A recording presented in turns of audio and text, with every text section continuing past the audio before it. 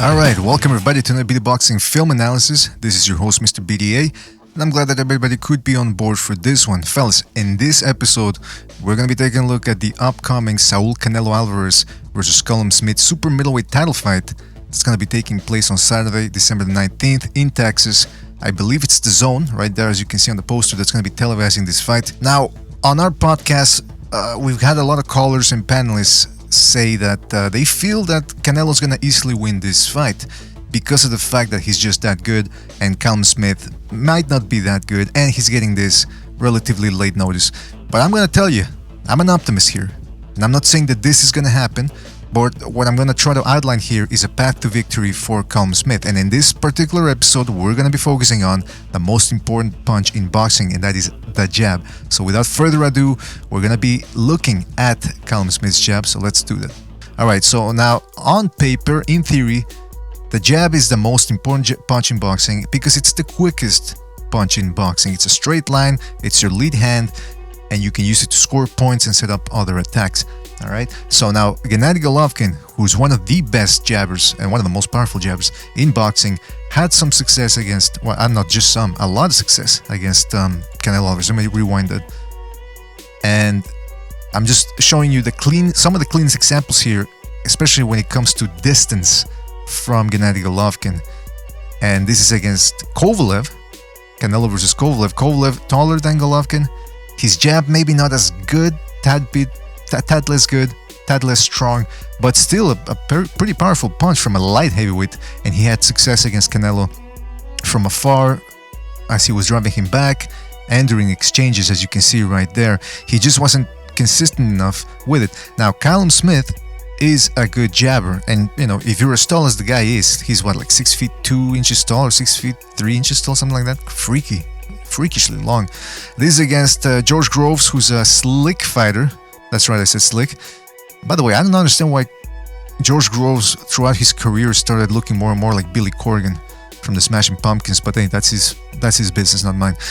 But he got hit with a couple of jabs too himself, as you can see here. This is against Nicky Holzken, kickboxer extraordinaire, who had the basics of boxing down, but not really any more wrinkles to his game. So that was Callum Smith's jab. Now the problem he's going to encounter against Canelo is this. This is Canelo's fight against the taller Daniel Jacobs, who has fast, powerful hands, and who had trouble landing cleanly on Canelo. As you can see here, Canelo, as most of you guys already know, if you're boxing fans, is that he's got excellent defense, upper body movement. He can use his legs too a little bit, he just incorporates everything, parrying, tight guard, and footwork and upper body movement to deflect shots and avoid getting hit clean. And against Kovalev, as you can see here, he did much of the same thing. Beautiful defense against a taller guy, using his feet there, parrying. Now, in this clip, if I play it in real time, it seems like he got hit with a jab. But now if we rewind it in slow motion, you can tell he's actually deflecting the brunt of it with his right hand. He's parrying it away. He's an excellent parrier, this Canelo. Now, okay, let's take a look at a little something here. Compare and contrast. Compare the way Nicky Holzken ate the jab from Callum Smith. Alright, now let's look at how Canelo defends against the jab from the taller, bigger Kovalev. What's the difference here? Let's play that again. Okay. Notice Holzken, like I said, he's a kickboxer and he's been boxing for a while too. He's got about 13, 14 professional fights. He's got the basics down. Nice stance, feet wide apart, not too wide, but you know, just enough to be on balance. Hands up, chin tucked in. What's the difference between him and Canelo here? Well, let's take a look at it. First of all, Canelo, there's a distinct physical aspect too. He's shorter than Nicky Holzken, but perhaps just as strong, if not stronger. He's got a bull-like neck, which is always helpful to absorb the impact of shots. But he's tucking that chin in more. See that?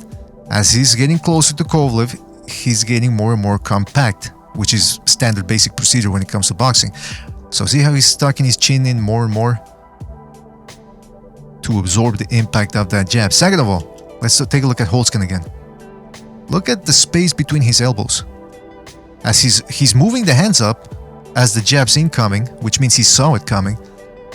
But there's that technical deficiency that Canelo doesn't have. Look at Canelo's elbows. Whoop, See how he closes them? That's an active guard right there. So what he's doing is he's actually deflecting or taking away some of the punch and the sting away from Kovalev's jab. There's a lot of things happening here. He's moving against the jab. He's also putting his hands up and closing the elbows, thus creating a tight guard, and he's moving his chin down, tucking it in. So he's taking the shot there. You can see it broke the guard. As well it should have, because, you know, this is Kovalev, we're talking about light heavyweight, one of the best jabs in boxing. But it landed on the forehead. It did not snap his head back like it did with Nicky Holtzken, who took it right on the mug there.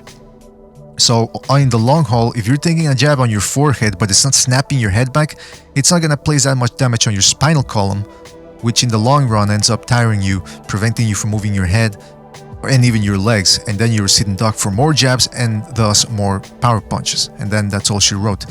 So look at how Canelo, again, closing his elbows, tucking his chin in, boom, takes the jab without too much problem, and then he parries the second jab. And notice when he parries the jab, first of all, it's a bit of unorthodox. It was a little bit of luck here that he was able to parry it, because he was a little bit late with it, or too early, I should say. That's why it's hitting the face of his palm, but nevertheless it worked. And he's also moving his head towards the right. So what this does is, from here he can counter with the right real quickly, or he can wait for the incoming right hand from Kovalev, and see how his head is already tucked in, so all he has to do is roll with the right hand, if it would have been incoming. Whereas Nicky Holtzken, again, last time, just putting his hands up, far apart, bad timing, and his chin not as tucked in as Canelo's, certainly not as strong a neck as Canelo. So here, let's say, and this is where we're parrying, really, it's a small wrinkle, but it's an effective one. See, this is the difference between a guy who knows the basics and a guy who knows how to add wrinkles to his game and just add more dimensions to it. It's like martial arts. It's like Aikido and all those things you see. Like, people usually don't think of boxing as a martial art, but this is where you start getting impressed by it. Look at how he's parrying with the side of his palm, just parrying those shots away and moving at the same time. Chin tucked in, taking away those shots, deflecting it, just getting ready. Look at that left hand, right up on the side in case a right hand comes.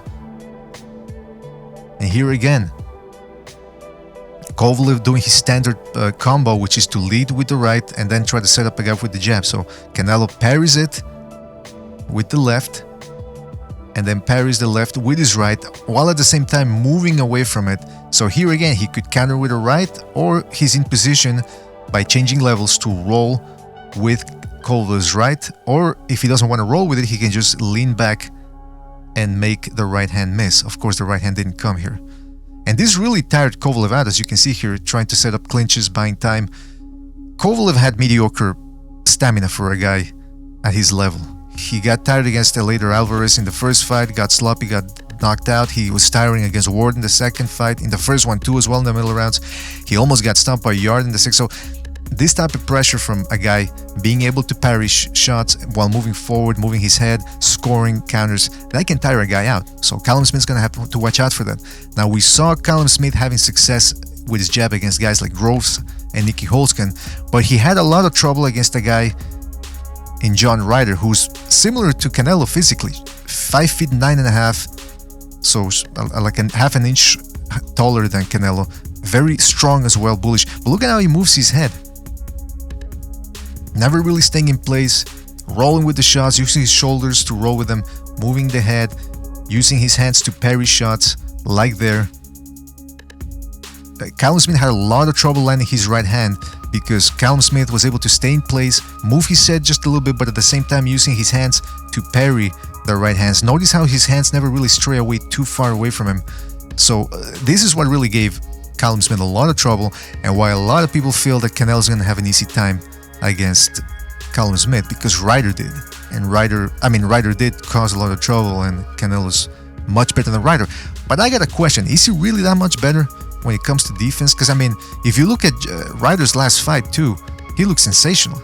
Or the last fight before the Callum Smith fight, he looked sensational. I think he's a much more improved fighter.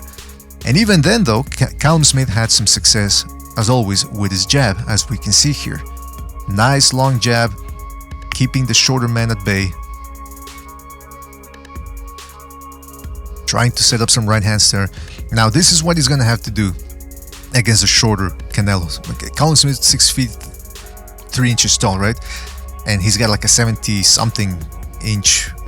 Oh, actually, let's check it out.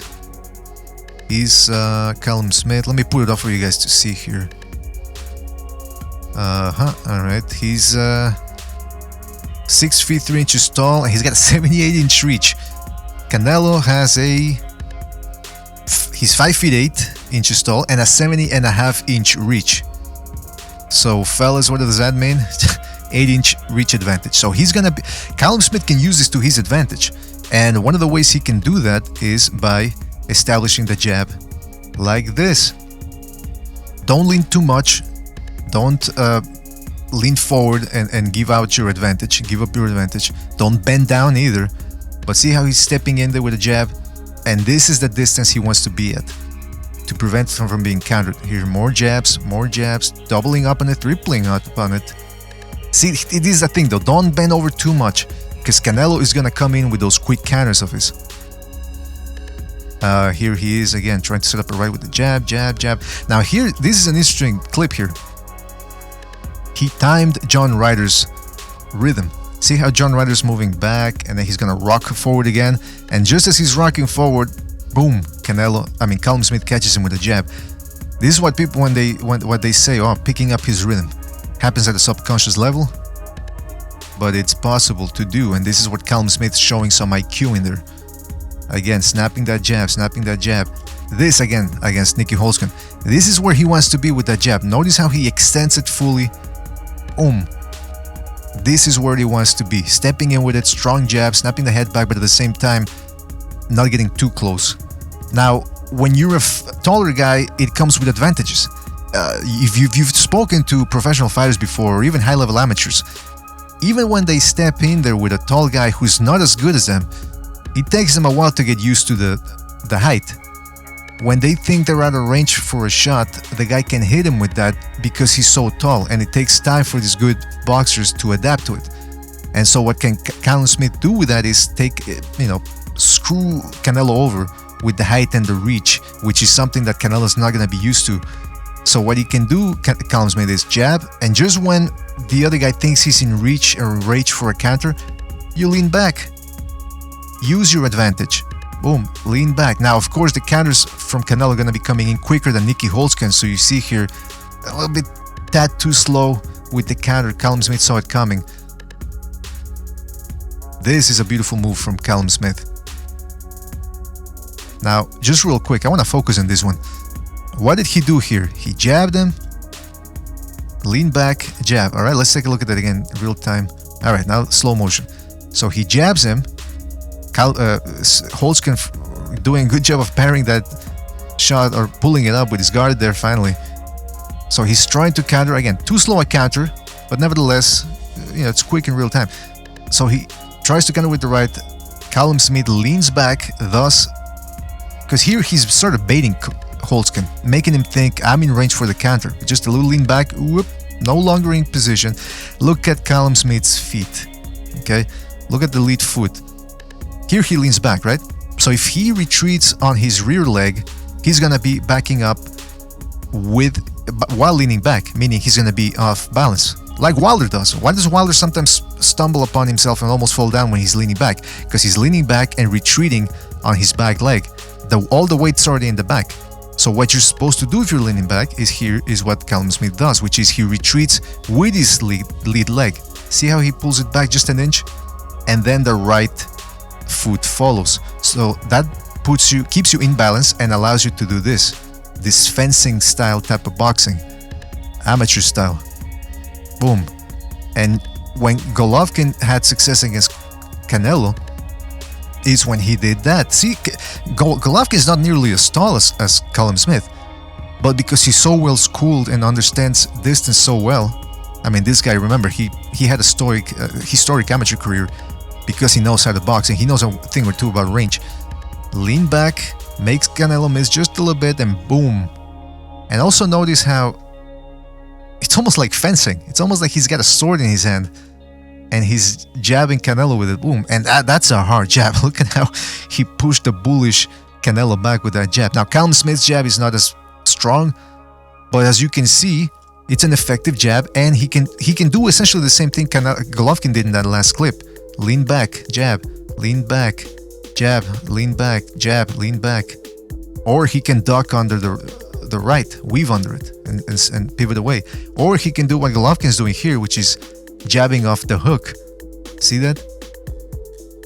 Or going to the body and going upstairs with a jab. Guys, what I'm trying to emphasize here is that Callum Smith is going to have to, he's got no choice. He's going to have to pull out all the tricks to confuse a guy like Canelo. He's going to have to, like I said, hook off the jab off the hook, feint, double, triple up on the jab, lean back, weave under the hooks after the jab, block real quick after the jab, pivot after everything. Because, as we're going to see here, Canelo's so quick on the counter and actually can jab with the jabber here, as you can see here, rolling, counter to the body, step back, boom, jab, countering over the jab, countering to the body. So if Callum Smith's jabbing too much, Canelo can get inside there, boom, score shots to the body against the lankier Callum Smith. Now, of course, that's why it's very important for Callum Smith to keep Canelo at bay and not eat those big shots on the inside. Now, I'm gonna do a video one of these days on what Canelo was able to do against the taller Kovalev, who so far has been his taller and, I mean, not the taller, I think the other guy, Rocky Fielding was taller, but this Kovalev was the tallest, best, the most tall and best fighter he ever fought, best quality. And some people say, well, how come Kovalev was jittery in there or hesitant to let his big shots go? I'm just going to show you a preview of a follow-up video that I'm going to do one of these days before the Callum Smith fight. Look at Kovalev here, trying to see he's speedy padding because he's afraid of the counter. Now Canelo is keeping that guard tight. See how the punches are bouncing off his guard. So Kovalev threw a right hand, a jab, a little flicking jab there to set up the right. Canelo's seeing all of this, by the way. He's waiting for the big shot, taking a step back to make Kovalev reach in. And now as he's reaching in, Kovalev that is, with the big shot, Canelo leans back even more, explosive movement, and boom, counters with a hook. And look at how Kovalev reacts. Boom, takes a big jump back, shocked by the hand speed. That's all Canelo did in that fight. And this is what he's gonna try to do in the Callum Smith fight. And of course, that's why, like I showed you in these clips here before, Callum Smith is gonna have to keep the range, keep his hands up, because this is what Canelo's gonna do. He's gonna counter with speed and hard shots. There's no room for error against Canelo. So fellas, what do you think? Can Callum Smith pull up an upset? Can some of these tactics work against Canelo? Is Canelo too good despite his physical shortcomings? Is he gonna come out victorious and win the linear super middleweight championship, or is Callum Smith going to be able to pull off an upset, or at least make the fight close enough that he can get a decision win, a very close, razor-thin decision win, or maybe even outbox Canelo? You never know, fellas. You never know. Let us know in the comment section below. Tell me everything you like about this fight, everything you dislike, whatever. Just leave comments. Hit that thumbs up button. Don't forget to subscribe if you haven't done so already, and we'll catch you on the next one. All right, fellas. Thanks for watching.